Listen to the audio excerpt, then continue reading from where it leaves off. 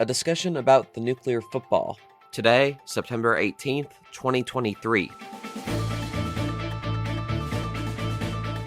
Good morning, early birds. I'm Simone Perez, and this is the Early Bird Brief, produced by Defense News and Military Times. Today, our Military Times editorial fellow, Georgina DiNardo, talks about the nuclear football, the ethics involving the bag that follows the president, and its place in popular culture.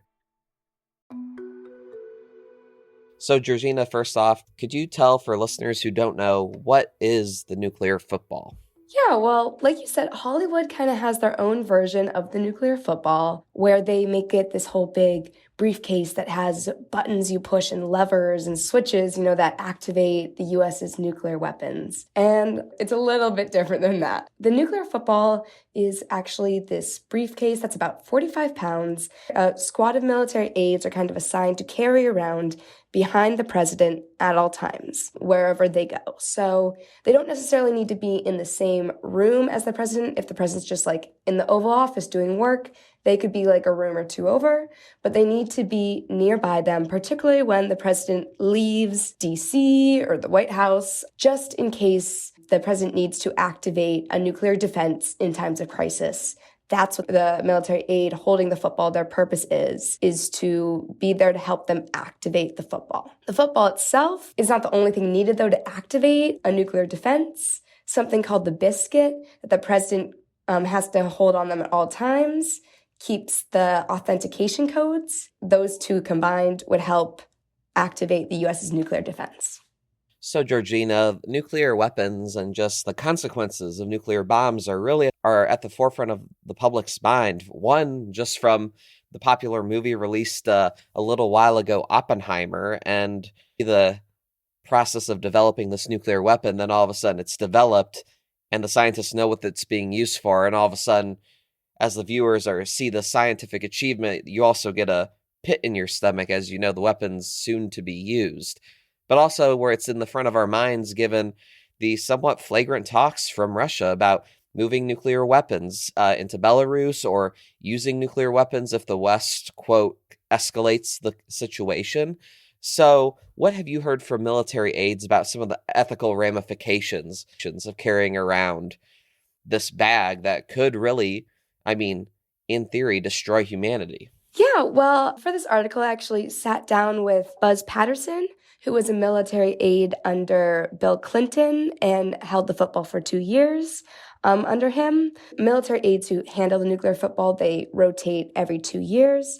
So he did it from 1996-98 with Clinton. And he talked a lot about his experience and the ethical ramifications that come with it. Because it is, you're right, such a question of the morality of this position. Because you're holding this briefcase every day, of the year. And although you're not the one who's actually the one who would activate it, you're still a part of the process that would affect a huge amount of people if actually activated. And there's this huge aftermath unfolding that kind of happens from that. No matter what, there's going to be drastic consequences. And that weighs on your shoulders. Patterson was talking about how it really was a big dilemma they had to kind of grapple with, knowing that they would be a part of the process, that yes, they're taking out like an enemy, but there would be innocent lives and homes and just complete worlds for people destroyed. And so I think that was the biggest ethical dilemma. They also talked about worries arising if a president tried to activate the nuclear football but didn't believe that they were sane, and the issues that could cause, and how it's the military aide's job to kind of determine if this is an official declaration to activate this nuclear defense or if the president's just out of their minds. I also spoke with a nuclear expert, Stephen Schwartz, about this, and he weighed in as well, kind of discussing how this whole dilemma on a president's sanity is put on the military aide, because the military aide can, if they don't think the president is of sound mind, stop them and not let the kind of whole situation unfold, which, as Patterson talked about, adds a lot more pressure too, because if you let that kind of go through and then it turns out they're not of sane mind, then where does that leave you?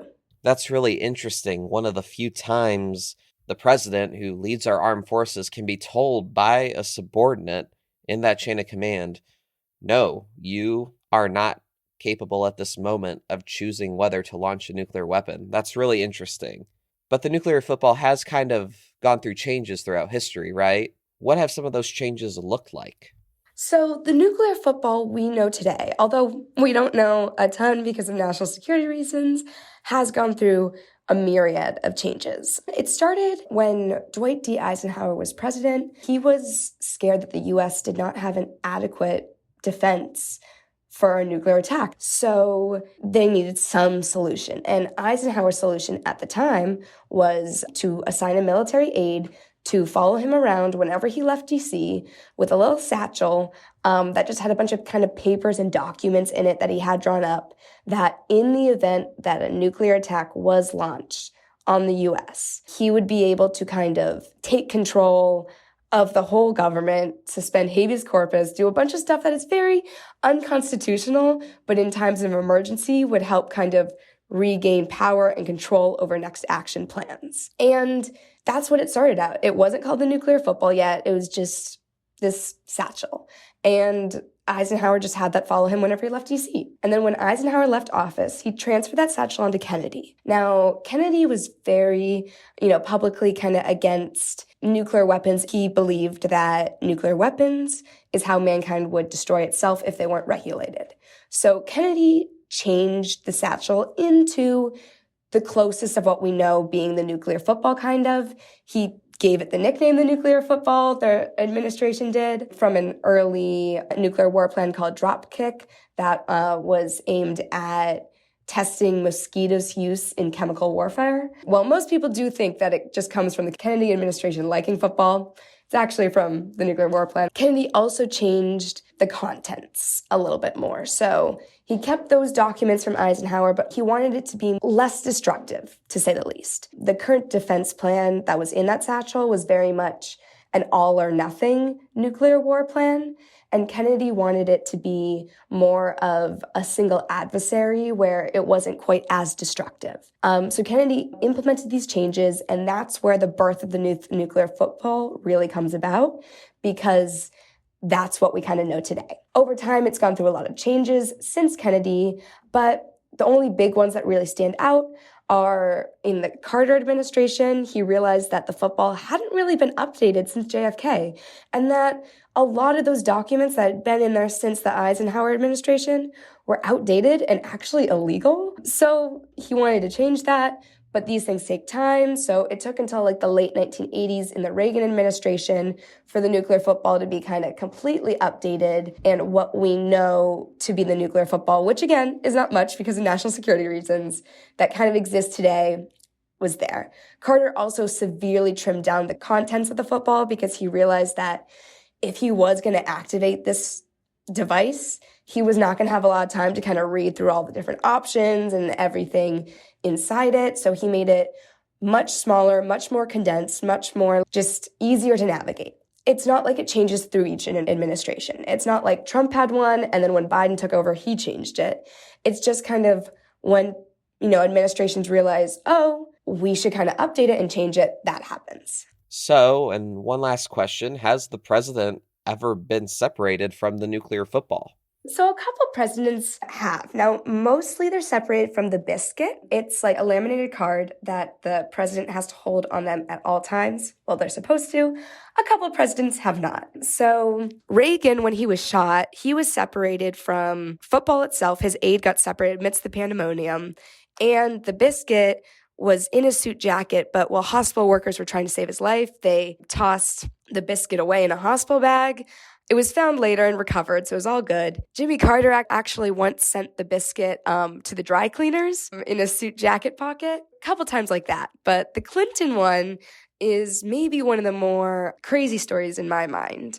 So Patterson talked about how, while he was, the aide under Clinton, him and Clinton had a scheduled quarterly meeting to discuss if there needed to be any updates, any game plans about it, any changes, how it was going, just a check-in of sorts. And that meeting was actually scheduled the morning the Monica Lewinsky scandal hit the press. The media was circulating that everywhere. So Patterson kind of went into Clinton's office for their quarterly report, and Clinton revealed that he actually had another stressful event happening, being that he had lost the biscuit. And so Patterson asked him, when was the last place you saw it? Where did you see it? And Clinton revealed he hadn't seen it for 3 or 4 months. It'd just been missing. And you can't activate the nuclear football without it, because that's how the president would authenticate their identity and make sure that it wasn't actually a terrorist or someone who didn't have the proper authority to activate it. Immediately, they worked with the Pentagon and they got new codes, new activation codes, new launch codes, new everything, all sorted it out, and it was all good. But that biscuit was actually, according to Patterson at least, never found. It's been lost a couple times, but we hope that, the nuclear football stays close to the president at all times, and the biscuit itself stays on the president, just for national security.